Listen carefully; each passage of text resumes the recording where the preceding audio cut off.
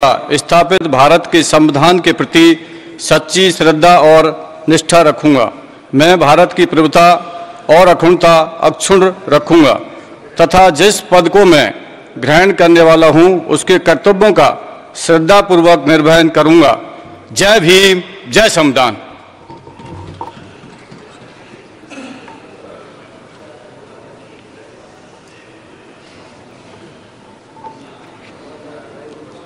श्री मुरारी लाल मीणा।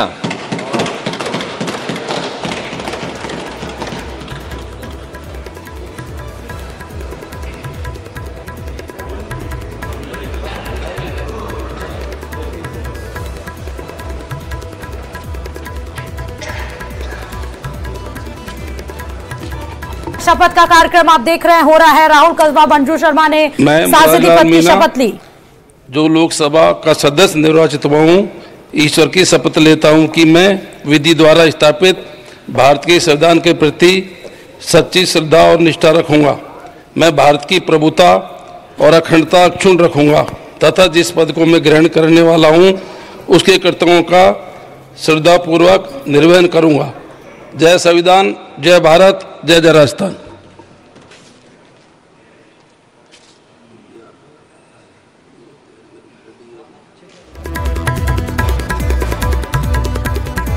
और उसके बाद आपको बता दें, ये सीधे तस्वीरें संसद भवन के अंदर की, जहां पर मुरारी लाल मीणा ने अपनी गोपनीयता की शपथ ली। और उसके बाद अब 263 जो नवनिर्वाचित सांसद हैं उनका जो शपथ लेने का जो सिलसिला है वो आगे बढ़ता हुआ नजर आ रहा है।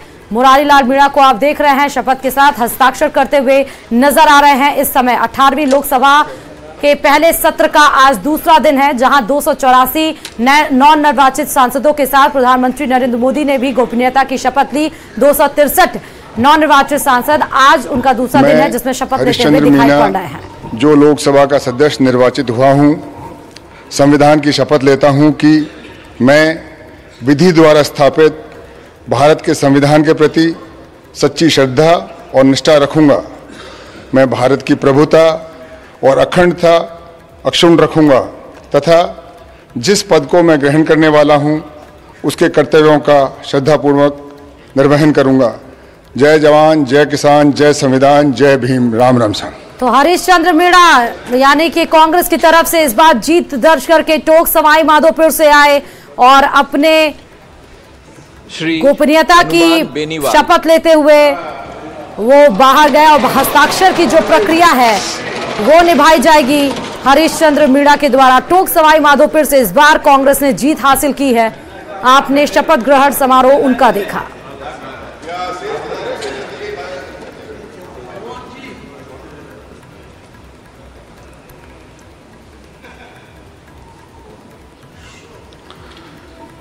मैं हनुमान बेनीवाल जो लोकसभा का सदस्य निर्वाचित हुआ हूँ, ईश्वर की शपथ लेता हूँ मैं विधि द्वारा स्थापित भारत के संविधान के प्रति सच्ची श्रद्धा और निष्ठा रखूंगा। मैं भारत की प्रभुता और अखंडता अक्षुण्ण रखूंगा तथा जिस पद को मैं ग्रहण करने वाला हूँ उसके कर्तव्यों का श्रद्धापूर्वक निर्वहन करूंगा। जय वीर तेजाजी। को आप सुन रहे थे आरएलपी। इस बार इनका गठबंधन विपक्ष के साथ था, कांग्रेस के साथ। 2019 में बता दें कि बीजेपी के साथ गठबंधन किया था। नागौर से इस बार जीत हासिल की आरएलपी से हनुमान बेनीवाल ने, जिसने गोपनीयता की शपथ ली। और उसके बाद आप हस्ताक्षर करने से पहले हालांकि वो जाके बैठ गए, लेकिन हस्ताक्षर की प्रक्रिया भी होती है जो आप निभाते हुए आपको हनुमान बेनीवाल नजर आ रहे हैं। मैं पीपी चौधरी जो लोकसभा का सदस्य निर्वाचित हुआ हूं, ईश्वर की शपथ लेता हूं कि मैं विधि द्वारा स्थापित भारत के संविधान के प्रति सच्ची श्रद्धा और निष्ठा रखूंगा। मैं भारत की प्रभुता और अखंडता अक्षुण्ण रखूंगा तथा जिस पद को मैं ग्रहण करने वाला हूं उसके कर्तव्यों का श्रद्धापूर्वक निर्वहन करूंगा। तो बीजेपी के सांसद पाली से इस बार जीत हासिल करके पीपी चौधरी संसद में पहुंचे। नवनिर्वाचित गोपनीयता की शपथ लेते हुए पीपी चौधरी बीजेपी की तरफ से इस बार पाली से जीत दर्ज की और गोपनीयता की शपथ लेते हुए वो उमेदा राम बेनीवाल। और अब बात उमेदा राम बेनीवाल की, जो बेहद ही इस बार दिलचस्प फाइट रही, त्रिकोणीय मुकाबला रहा उमेदा राम बेनीवाल का। और आप देखिए वो अपने पद की गोपनीयता की शपथ लेते हुए आपको नजर आएंगे।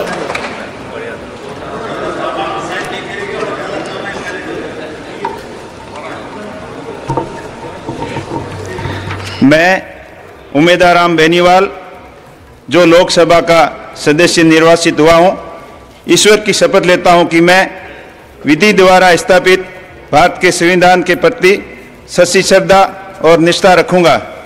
मैं भारत की संप्रभुता, अखंडता अक्षुण्ण रखूंगा तथा जिस पद को मैं ग्रहण करने जा रहा हूं उसके कर्तव्यों का श्रद्धापूर्ण निर्वाह करूंगा। जय भीम, जय संविधान, जय जवान, जय किसान, जय जय राजस्थान।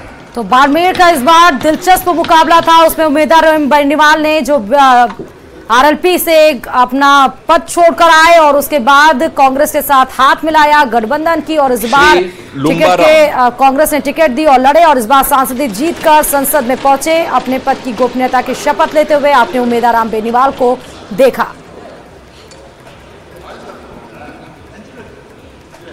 मैं कुलदीप इंदौरा, जो लोकसभा सदस्य निर्वाचित हुआ हूं, ईश्वर की शपथ लेता हूं कि मैं विधि द्वारा स्थापित भारत के संविधान के प्रति सच्ची श्रद्धा और निष्ठा रखूंगा। मैं भारत की प्रभुता और अखंडता अक्षुण्ण रखूंगा। मैं लुम्बाराम, जिस पद को जो मैं ग्रहण करने वाला हूं, लोकसभा के सदस्य निर्वाचित हुआ हूं, श्रद्धापूर्वक ईश्वर की शपथ लेता हूं कि मैं विधि द्वारा स्थापित भारत के संविधान के प्रति सच्ची श्रद्धा और निष्ठा रखूंगा। मैं भारत की प्रभुता, अखंडता व निष्ठा रखूंगा तथा जिस पद को मैं ग्रहण करने वाला हूं उसके कर्तव्यों का श्रद्धापूर्ण निर्वहन करूंगा। भारत माता की जय हो। तो जालौर से इस बार बीजेपी के तरफ से उम्मीदवार के तौर पर चुनावी मैदान में लुम्बाराम चौधरी उतारे गए थे। जीत दर्ज करके एक बार फिर से संसद भवन में पहुंचे। आज अपने पद की गोपनीयता की शपथ लेते हुए आप लुम्बाराम चौधरी को देख रहे थे, बीजेपी के कैंडिडेट और जिन्होंने जीत दर्ज की जालौर से।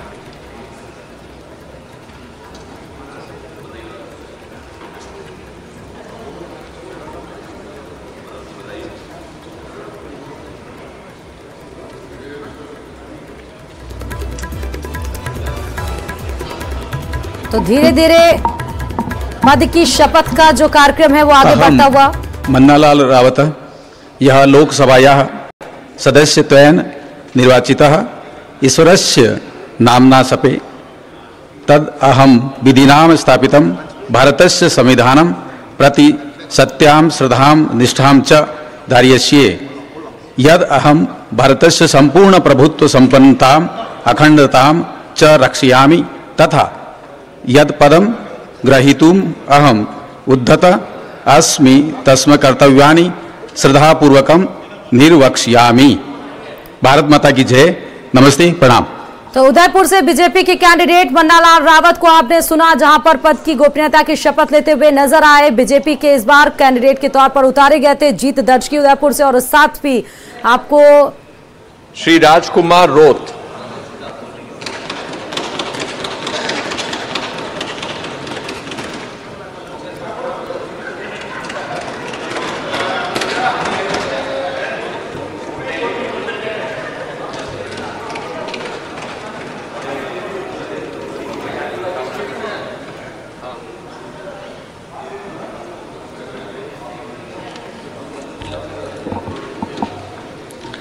मैं राजकुमार रोत, जो लोकसभा का सदस्य निर्वाचित हुआ हूं, मैं संविधान, प्रकृति, पूर्वज एवं सत्यनिष्ठा की शपथ लेता हूं कि मैं विधि द्वारा स्थापित भारत के संविधान के प्रति सच्ची श्रद्धा एवं निष्ठा रखूंगा।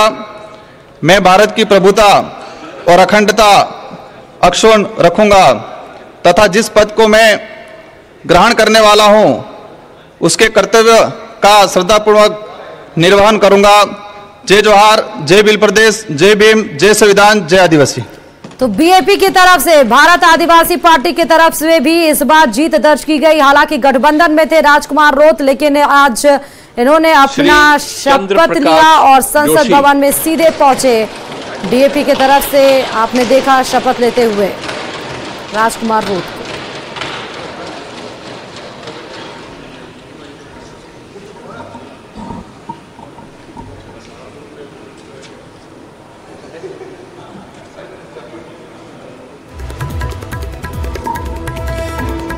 मैं चंद्र प्रकाश जोशी, जो लोकसभा का सदस्य निर्वाचित हुआ हूं, ईश्वर की शपथ लेता हूं कि विधि द्वारा स्थापित भारत के संविधान के प्रति सच्ची श्रद्धा और निष्ठा रखूंगा।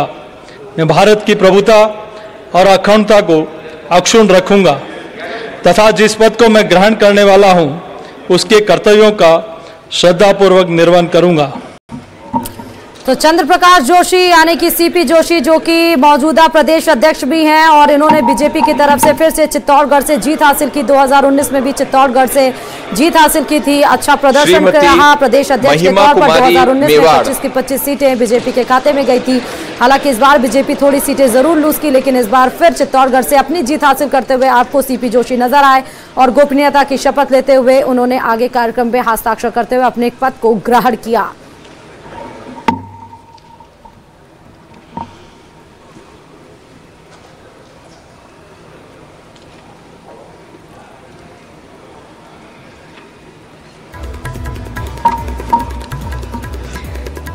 मैं महिमा कुमारी मेवाड़, जो लोकसभा की सदस्य निर्वाचित हुई हूँ, ईश्वर की शपथ लेती हूँ कि मैं विधि द्वारा स्थापित भारत के संविधान के प्रति सच्ची श्रद्धा और निष्ठा रखूँगी। मैं भारत की प्रभुता और अखंडता अक्षुण्ण रखूँगी तथा जिस पद को मैं ग्रहण करने वाली हूँ उसके कर्तव्यों का श्रद्धापूर्वक निर्वहन करूँगी। और इस बार राजसमंद की अगर बात करें तो बेहद ही सबसे ज्यादा महत्वपूर्ण, अगर इसलिए राजसमंद चुनाव के बाद, नतीजों के बाद हो जाता है तो वो महिमा की वजह से, महिमा कुमारी की वजह से, क्योंकि सबसे ज्यादा अगर अंतर से कोई राजस्थान में 25 के 25 जिलों में जीता है तो वो है महिमा कुमारी, जहां बीजेपी ने एक बहुत बड़ा फैसला अच्छा सोच के किया और जीत दर्ज का जो मार्जिन था वो महिमा कुमारी ने पार करके दिखाया और वो आंकड़ा लाखों में था। तो महिमा कुमारी को अब हस्ताक्षर करते हुए देख रहे हैं। नवनिर्वाचित सांसद के रूप में अपने पद और गोपनीयता की शपथ लेते हुए महिमा कुमारी आपको राजसमंद से बीजेपी की तरफ से जीत हासिल करके संसद भवन में सीधे।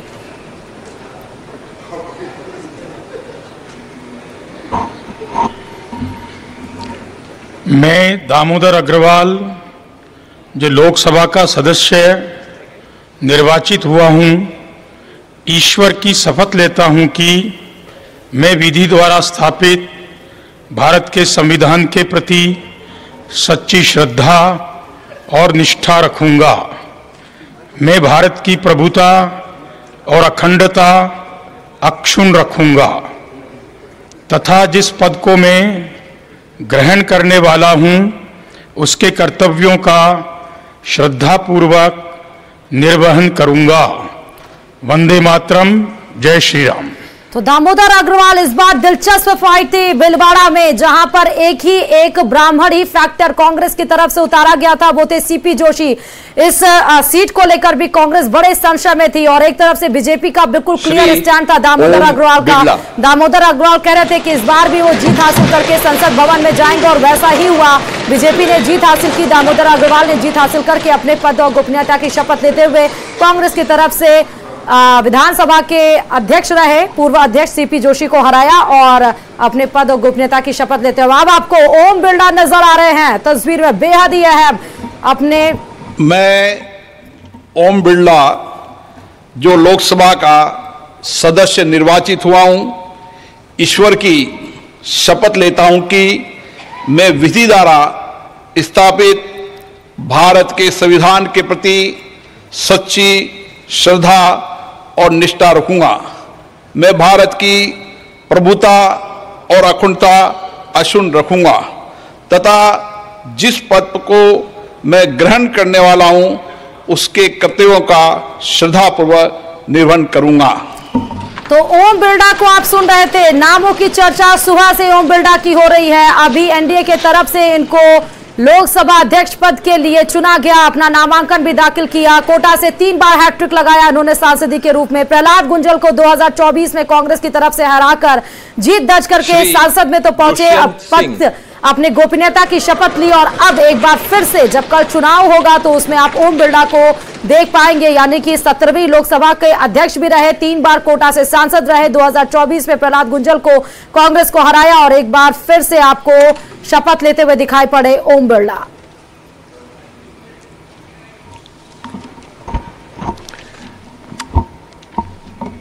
मैं दुष्यंत सिंह जो लोकसभा का सदस्य निर्वाचित हुआ हूं, ईश्वर की शपथ लेता हूं कि मैं विधि द्वारा स्थापित भारत के संविधान के प्रति सच्ची श्रद्धा और निष्ठा रखूंगा।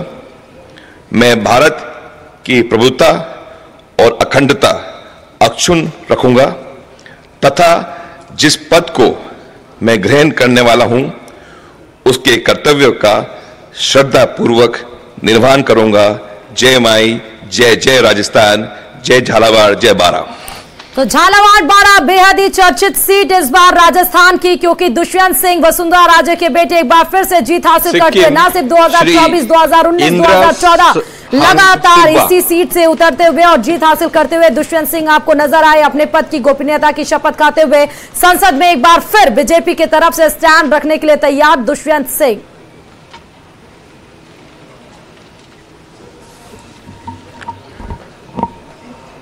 और स्पीकर पद को लेकर इस वक्त की सबसे बड़ी खबर आपको बता दें, ओम बिरला ने स्पीकर पद के लिए नामांकन भर दिया। एनडीए की तरफ से स्पीकर पद के उम्मीदवार के तौर पर ओम बिरला उतारे गए और वहीं विपक्ष भी पीछे नहीं है। विपक्ष की तरफ से के सुरेश को स्पीकर पद उम्मीदवार बनाया गया, उन्होंने भी अपना पर्चा दाखिल कर दिया है। इतिहास में पहली बार ऐसा होगा कि स्पीकर पद सर्वसम्मति से ना होकर चुनाव की उस प्रक्रिया से गुजरेगा।